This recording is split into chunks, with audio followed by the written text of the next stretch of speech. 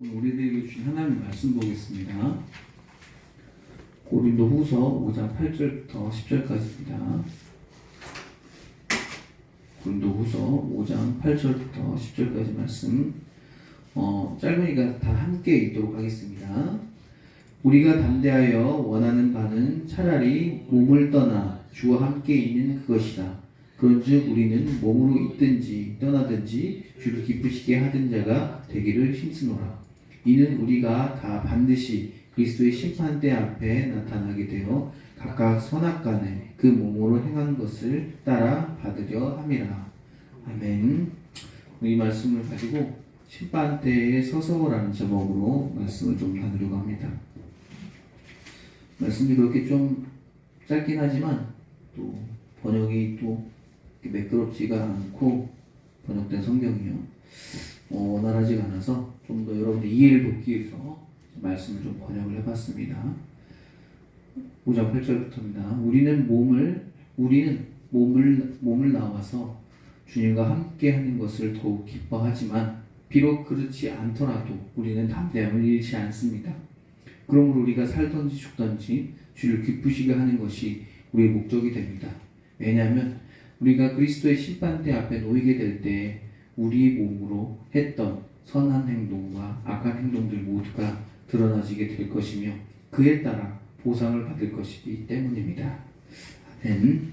즉 이제 앞에 두 절에서는 이제 우리가 뭐 여기서 살았는데 이 세상에서 사는 거죠. 이 세상에서 몸을 입고 사는데 여기가 이 장막집이 뭐 무너지면 우리가 새 옷을 더 입어야 된다 뭐 그런 내용을 하다가 이제는 마무리인 것 같아요. 마무리로 이제 우리가 왜 그렇게 살아야 하느냐? 우리는 심판대 앞에 놓여 있기 때문에 그렇다.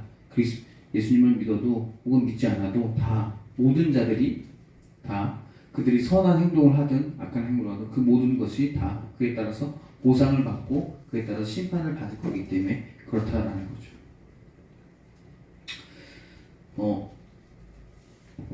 옛날에 그 베르사유의 장미라고 만화책이 있었는데 그거 되게 재밌게 봤었거든요.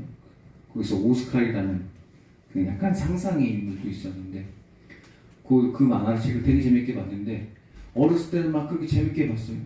마리 앙뚜아네트하고 루이 16세 막 이렇게 나오고 그다음에 오스칼도 나오고 막 오스칼을 사랑했던 또 어떤 가상의 인물도 이렇게 막 나오는데 그 만화책이 그걸 재밌게 봤었는데 그 이제 나이가 드니까 그게 그때는 이제 몸에 그 약간 순정만 하고 그랬었는데 이제 나이가 지나니까 그 역사가 궁금하잖아요.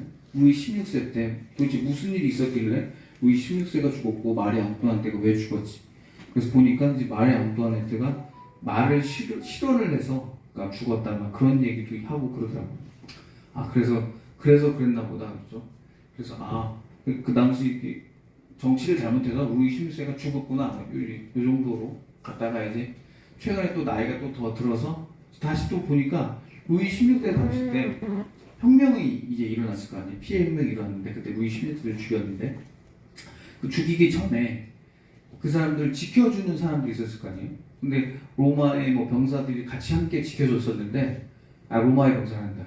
그 프랑스의 군 병력이 끝까지 그를 지켜줬는데 근데 이제 막 시민군이 너무 많다 보니까 이제 다 도망간 거죠. 근데 그때 당시 끝까지 도망가지 않고 있었던 사람들이 있다고 그러더라고요. 보니까 스위스 용병이래요. 스위스 용병이 거기 있었던 거예요. 그 할버드인가? 그 당시 창으로 된 할버드를 들고 700명 정도가 지키고 있는 거예요. 루이 16세를. 자기 나라 사람도 아닌데. 왜 그러지 봤더니 그 당시 상황이 스위스는 나라가 작고 가난하다 보니까 용병으로 돈을 많이 벌었대요. 그래서 루이 16세도 이런 말을 했대요. 이제 나 이제 죽을 것 같으니 이제 우리가 많이 기울었으니까 이제 나를 떠나라. 너희들 괜히 죽지 말고 떠나가라.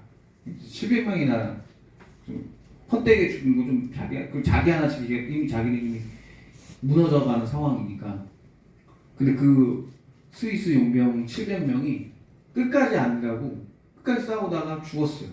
왜 죽었냐 그랬더니 자기네 나라는 작은 나라고 약소국인데 용병으로 돈을 먹고 살고 그런 신뢰로 먹고 사는 나라인데 우리가 만약에 여기서 떠나면 우리가 도망갈 수 있지만 우리가 거기서 나가버리면 그럼 우리 다음 세대에게는 신뢰가 떨어지기 때문에 다음 세대 사람들이 다른 나라에서 우리 스위스를 용병으로 쓰지 않는다는 거예요.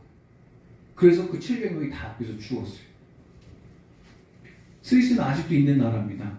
대단한 나라죠.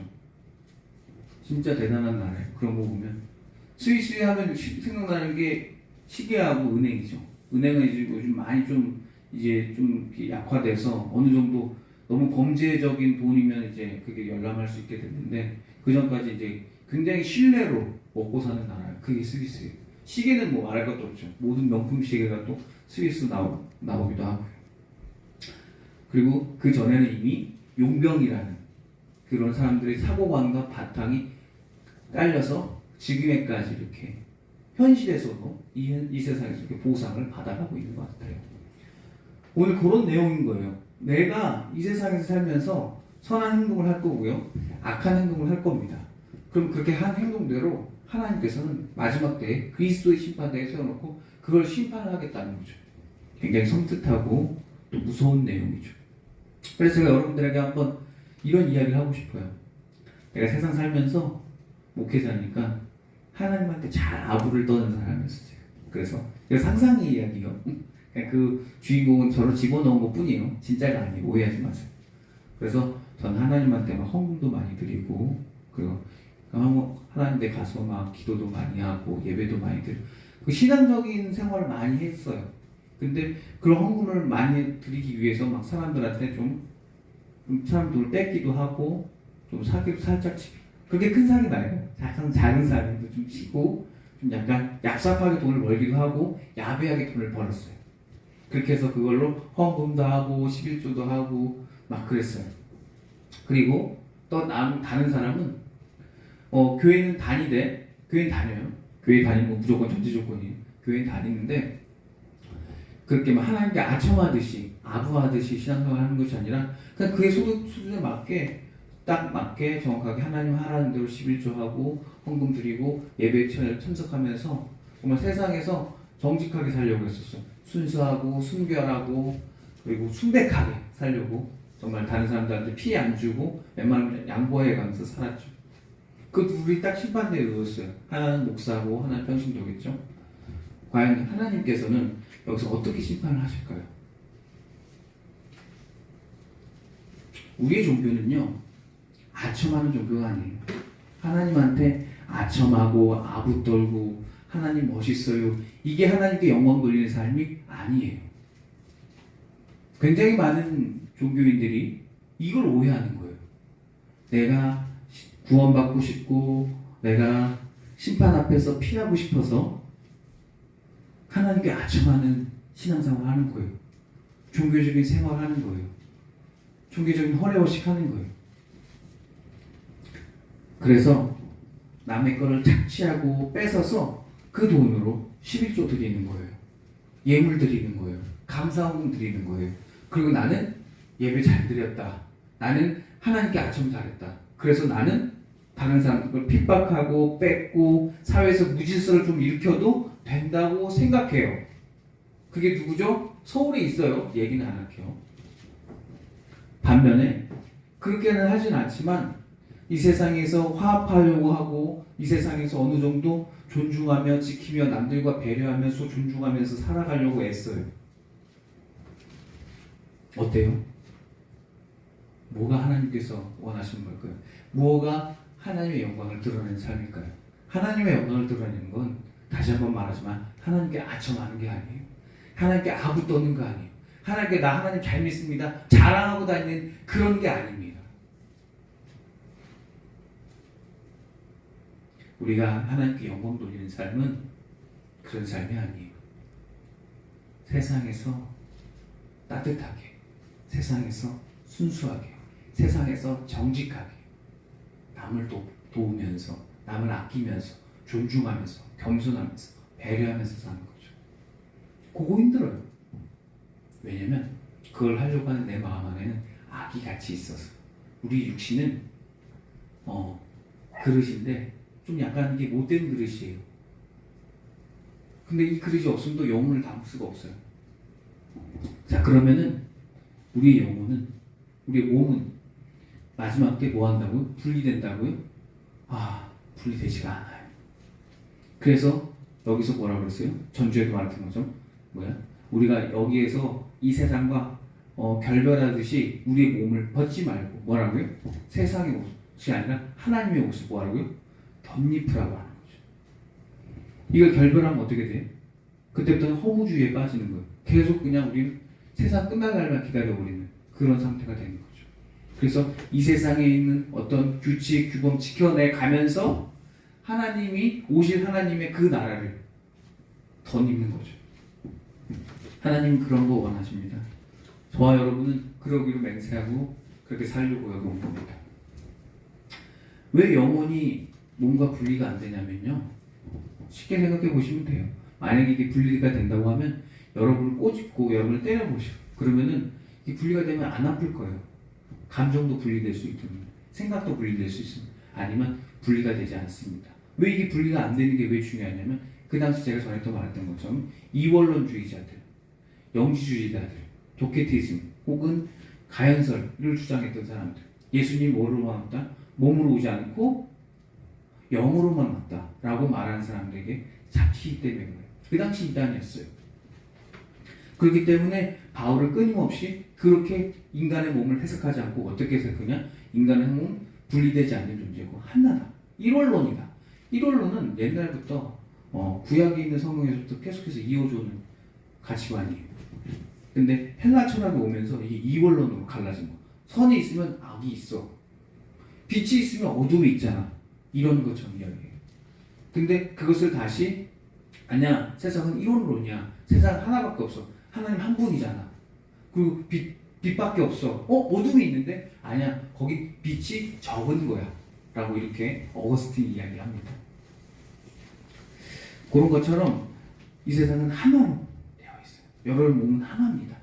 그게 분리가 안 돼요. 여러분 그래서 자꾸 생각 따로 내가 이래서 이런 생각 이런 게 막 사람들이 이런 얘기를 하죠. 내게 지름신이 임해서 내가 질렀다고. 그래서 내가 한 게 아니고 뭐예요? 지름신이 한 거라고 그래요. 그럼 뭐예요? 자기가 사치를 했는데 그 사치의 대상이 내가 아니라 남으로 전가시키는 거죠. 심리적 방어 기제예요. 좋게 말해서 심리적 방어는 전문용어로는 변명이죠. 거짓말이죠. 자기가 사고 싶어서 산 겁니다. 바울이 뭐라고 그래요? 로마서에서 본즉 죄로다라고 해요. 이게 무슨 말이냐면 봤으니까 그게 죄라는 거예요. 내가 어떤 물건을 사고 싶어서 본 거예요. 그래서 그것의 매력적인 거에 내가 홀리고 싶은 거예요. 그래서 본 거예요. 물건만이 아니에요. 여자도 마찬가지고 남자도 마찬가지입니다. 내가 어떤 마음을 품고 본 거예요. 그 모든 행위의 모든 근본은 자기 자신이고 그거에 대한 결정권자는 본인인 거예요. 본인이 결정하고 본인이 그걸로 인해서 뭐예요? 심판받는 거예요. 죽을 것 같죠? 맞아요. 저도 그렇게 딱 얘기를 하니까 죽을 것 같아요. 그래서 제 아들이 갑자기 뜬금없이 오더니 이런 얘기를 하더라고요. 우리나라에 빚이 많잖아. 그렇지. 우리나라에 빚이 많지. 그러니까 그거를 한 사람한테 몰아. 그래. 한 사람한테 몰아. 몇천 조나 되는 거를 몰아보자고. 그래, 몰아보자. 그 다음에 그 사람을 죽여. 그리고 그 사람 빚을 상속을 못하게 하는 거야. 그렇게 하면 빚이 상속이 안 되면 빚이 날아가네요. 그렇게 하면 어때? 그런 거야. 근데 그렇게 한 사람이 있대. 그 누군데? 예수님이라는 거야. 그게 어디 무슨 인터넷에 떠도는 이야기였나 봐. 그걸 나한테 얘기해 주더라고요. 그 얘기를 딱 누가 쓰는 사람을 보고 그 사람은 정말로 대단한 사람이다. 예수님을 정말 쉽게 그리고 정말 명쾌하게 설명한 사람이다. 마치 예수님은 우리의 모든 죄의 빚을 죄에 대한 그 죄값을 다 떠안고 죽으셨구나. 내 죄까지도 거기 있겠구나. 내 탐욕의 죄도 거기 있고 내 음란의 죄도 거기 있었을 거고 내 욕심의 죄, 내 미움의 죄도 그분이 다 담당해 있어서 죽으셨구나. 내 부채를 갚아주셨구나. 지금 우리나라 같이 지금 빚이 뭐 많다고 하는 이 시기 때 정말 명쾌하게 설명해 준 어떤 이름 모를 사람의 댓글이었던 것 같아요. 좀 예수님을 정말 명쾌하게 설명했던 것 같아요. 맞습니다. 우리는 그래서 예수님을 믿어서 우리 구원받는 거죠. 하나님이 세상을 만들었는데 그래요. 세상을 만들었는데 우리가 죄가 너무 많다 보니까 다 싹 쓸어버려야 되는데 다 싹 죽여야 되는데 그리스도의 심판돼서 우리 죽을 수밖에 없는데 예수님 덕분에 믿게 된 거죠. 하나님은 정말 우리를 사랑하셔서 우리에게 많은 권력을 주시고 많은 은혜를 주셨는데 다 주셨지만 계속해서 양보해 주신 거예요. 어디까지 양보해 주셨어요? 그냥 그래 알았어. 예수님만 믿어. 내가 보낸 아들만 믿어. 그가 너희를 위해서 대신 죽었다는 것, 그리고 그가 부활했다는 사실, 그것만 믿어. 그러면 내가 구원해 줄게. 라고 이야기하죠. 그게 하나님께서 정말 끝까지 양보해 주신 거예요. 여러분의 죄에 대해서. 그가 바로 하나님이시고, 그가 바로 예수 그리스도입니다. 그 예수 그리스도께서 마지막 때에, 심판 때에 서 계시겠다는 거예요. 그럼 누가 심판하시는 거예요? 맞아요. 여기 오늘 말씀처럼 예수 그리스도의 심판대 앞에 모두가 서 있게 되는 거예요. 그러면 그때 이렇게 물어보는 거예요. 어차피 너의 선행으로는 너 자신을 구원하기 힘드니까 그건 넘어가고, 그러면 너 날 잘 믿었냐? 이거 하나 물어보실 거란 말이에요. 그럼 우리 마지막 때까지 어떻게 살았느냐는 거죠. 스위스 용병처럼 살았느냐? 아니면 피하면서 이렇게 피해가면서 살았느냐는 거죠. 그게 나라의 국민성이 되는 것 같아요. 그래서 스위스 용병들이 그 당시 그렇게 자기 목숨을 걸고 죽었던 그 700명의 그 피가 아직도 이어지는 거죠. 희생이요. 아마 여러분들도 마찬가지일 겁니다. 여러분, 이 그리스도의 복음이 우리 이 한국까지, 이 먼 한국까지 왔잖아요. 어떻게 왔을까요? 왜냐하면 바울이 죽었고요. 베드로가 죽었고요. 그 머리 좋은 많은 사도들이 다 죽었어요. 사도만 죽었어요. 그 당시 교부 시대가 있는데 많은 교부들이 죽었고요. 중세는 뭐 안 죽었습니까? 그럼 많은 사람들이 죽음의 그 피로, 선교사들의 피로 조금씩 전달됐던 거죠. 그게 여기까지 왔어요. 그게 바로 오늘 이렇게 주일에 오는 거고요. 절대 그냥 오지 않습니다. 절대 복음은 여러분 앞에서 쉽게 오는 것이 아닙니다. 그 피 한 방울 한 방울이 한 걸음 한 걸음이었던 거죠. 그렇게 복음은 우리에게 전달된 거죠. 그럼 이렇게 말한 바울은 어떻게 죽었을 것 같아요? 바울이 어떻게 죽었다가 안 나와요? 모세는 어떻게 뭐 이렇게 어느 산에 묻혔다 나오는데 바울은 뭐 어떻게 죽었는지 알 수가 없어요. 바울의 최후를 한번 볼까요? 바울은 사도행전에서 찾아볼 수 있어요. 사도행전에서 사도 바울은 다메섹 동에서 경험을 통해서 예수님을 증거하고 다닙니다. 예수님을 증거하고 다니까 그 당시 이 그리스도교는 애매한 상태예요. 정체성이 없어요. 유대교의 작은 종파인지, 아니면 이거 이단인지, 아니면 헬라인들이 믿는 어떤 이단 신 중에 하나인지, 이 상태가 애매한 거예요. 그걸 정립한 게 바울이에요. 바울은 그래서 하나님께서 바울을 통해서 많은 편지를 쓰게 했어요. 이 편지가 또 신앙의 주춧돌이 돼서 우리 신앙의 근간이 되죠. 바울은 이렇게 말합니다. 그렇게 복음을 전하고 다니다 잡혀와요. 같은 누구한테? 같은 유대인에게 잡혀와요. 끌려가죠. 그래서 이제 소송을 해요. 재판을 하는 거죠. 재판을 받아요. 재판받는 과정에서 예수님께서 그냥 건너가도 되는데 그때 마음에 예수님께서 이렇게 말씀하십니다. 너는 로마에 가서 증언해야 돼. 그게 사도행전 23장 11절에 나와요. 너 가서 로마에 가서 증언을 해라. 그래서 사도 바울은 거기서 항소 안 해도 되는데 항소합니다. 내 말이 안 틀렸어. 난 맞아 라고 하면서 항소합니다. 그래서 뭐예요? 로마로 가요. 왜 로마로 갈 수 있었냐면 우리 사도 바울은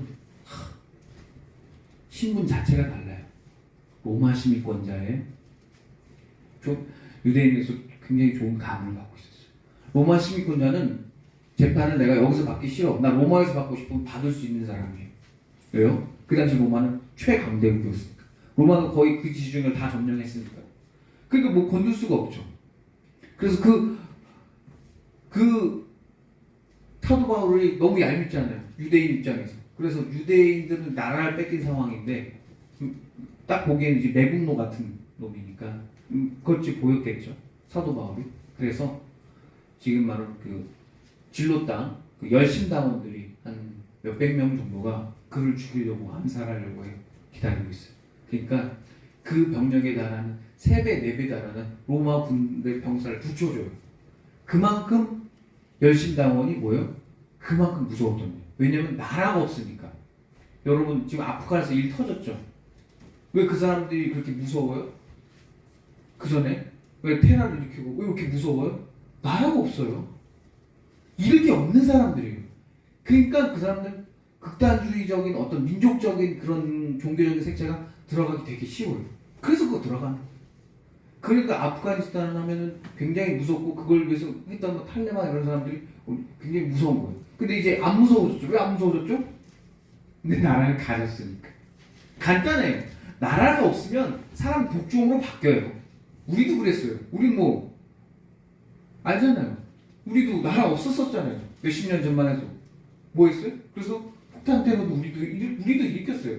일본의 입장에서는 그랬을 거예요. 똑같은 겁니다. 나라를 뺏기면 그래도 그 사람들 잘했다는 건 아니에요. 그런 뜻은 아니고 그걸 의미를 해주는 거예요. 그 당시 열심당원이 그 정도의 인원이었다.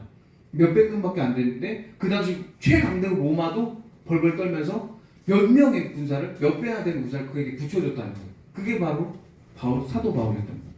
사도 바울은 이제 가는 와중에 어떤 그 다른데 가이사한테 직접 가지 않고 아그리파가 있던 곳으로 가요.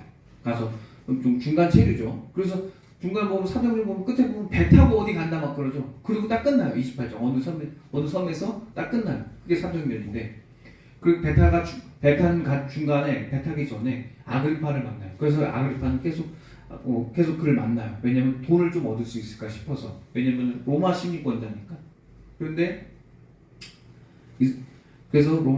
그래서 아그리파가 이런 말을 해요. 이 사람이 상소하지 않았으면은 석방됐을 텐데 왜 이렇게 했는지 자기도 이해를 못하겠다는 거예요. 그렇게 거기서 표현해요. 그건 사도행전 26장 32절에 나와요. 그렇게 해서 사도 바울은 어떻게 해요? 로마로 끝까지 가요. 그러다가 배가 또 한 번 함몰되고 배가 한 번 또 난파돼요. 배를 다시 고쳐서 또 가요. 왜? 자기 죽으러 가는 거예요. 그래서 거기서 이제 옥중서신이 나오고 그러다가 다시 잡혀서 아마 네로한테 죽었을 가능성으로 크다고. 왜냐면 네로는 그리스도인들을 로마의 그 불을 태운 범죄자들로 이렇게 추정을 했거든요. 그렇게 지목을 해가지고 그리스도인들 그 당시 죽였거든요. 그래서 네로가 그 당시 이제 666이라는 사건을 좀 그런 내용으로 이어지죠. 그게 바로 그런 내용들입니다. 그래서 결국엔 사도 바울도 자기가 말한 대로 정말 하나님 믿는다고 했기 때문에 그 믿음대로 증거를 행동하고 끝까지 살았던 사람. 마지막으로 여기서 베드로는 어땠을까요? 베드로는 여러분도 잘 알죠. 최고의 사도였었는데 주춧돌이 된 사도였는데 베드로 봐보세요. 3번이나 부인을 했었던 사람이에요. 그리고는 이 갈라디아서에 나오는 2장 11절에 나오는데 바울이 베드로를 엄청 혼내요. 왜 혼내냐면 자기가 이방인들하고 밥을 먹고 있는데 거기에 할례 받은 사람들이 방문을 한다는 거예요. 그러니까 베드로가 피해요. 옆에 있던 바나바도 같이 피해요. 그걸 가지고 바울을 혼내요. 너희들 왜 그러냐? 그러지 말아라. 너희들이 정말 예수님 믿기로 했다면 그래야 되지 않냐? 막 그래요. 왜냐면 이방인하고 이제 겸상하면 안 된다는 율법이 있어서 그래요. 그리고 여기서 할례 받지 않은 자라고 표현되는 사람들 있잖아요. 이 사람들이 마찬가지로 열심당원이었어요. 열심당원은 어땠죠? 자, 앞에서 말했던 몸에 칼을 지니고 다녀서 언제든지 로마 군대와 싸울 준비를 하고 있는 사람들이에요. 지금 여러분 게임에서 말하는 어쌔신 아시죠? 암살자들. 그런 사람들이라고 생각합니다. 그런 사람들이 오는 거예요. 그러니까 무서웠던 거죠. 하지만 베드로도 마지막에는 어떻게 됐어요? 그는 순교를 자처합니다. 그래서 자기는 예수님처럼 십자가에 정확하게 달릴 수 없기 때문에 나는 거꾸로 매달려서 나는 죽여달라고 그러죠. 신앙은 참 대단해요. 목숨을 초월하죠. 우리가 어차피 다 죽습니다. 그죠? 안 죽을 사람 없고요. 죽음을 피해갈 사람 없습니다. 그 죽고 난 후에는 다 심판을 받을 텐데, 그럼 그때 여러분들이 했던 행동, 이게요, 다 여러분의 심판이 되는 겁니다. 여러분의 몸의 행동으로 한 것이 여러분의 최종 선택인 거예요. 물론 머릿속으로 지은 거, 마음속으로 지은 미움, 뭐 이런 것들도 죄가 되겠지만, 결국 여러분의 몸으로 최종으로 했던 행위들, 말들, 이런 것들이 심판받습니다. 그리고 그 최종의 여러분 몸으로 했던 최종의 선택이 마지막에 최후의 심판에 받게 되죠. 여러분, 그럼 우리가 어떻게 살아야 될까요? 전 앞에서 말했던 것처럼 여러분들이 하나님께 아첨하면서 아부하면서 잘 믿어요 이렇게 막 방방 떠들고 다니는 사람이 아니라, 그런 건 잘 못하더라도 세상에서 내가 하나님 믿는다고 정말 말할 줄 알고 그렇게 살려고 애쓰는 저와 여러분이 되셨으면 좋겠어요. 좀 착한 그리스도인, 세상에 좀 이로운 그리스도인들이 되셨으면 좋겠습니다. 그걸로 좋은 심판 받아서 여러분의 좋은 선한 행동으로 선한 결과물이 있기를 희망합니다. 주님 말씀대로 마지막 날에 심판대에 설 텐데, 그때를 위해 우리가 해야 할 주님께서 기뻐하실 일에 대해 주여 알려주시옵소서. 우리 성도님들 마지막 날에 상급 받기를 원합니다. 심판대에서 우는 성도가 아니라 기뻐 뛰는 성도 되기를 원합니다. 몸으로, 마음으로, 생각으로, 그 모든 것으로 주님 말씀대로 살기를 원합니다. 주여 각 성도님들에게 주어진 사명에 최선을 다하게 하시고, 당장 실패하고 스스로 회피했던 기억에 사로잡혀 사는 것이 아니라 다시금 뛸 수 있게 멈추지 않는 선한 그리스도인 되시게 주여 도와주시옵소서. 그래서 그 성도님들 세상에서 빛이 되고 정말 소금과 같은 그런 일꾼들 되시게 주여 도와주시옵소서. 이 모든 말씀을 저희가 우리 사랑하신 나사렛 주 예수 그리스도 이름으로 기도드렸습니다. 아멘.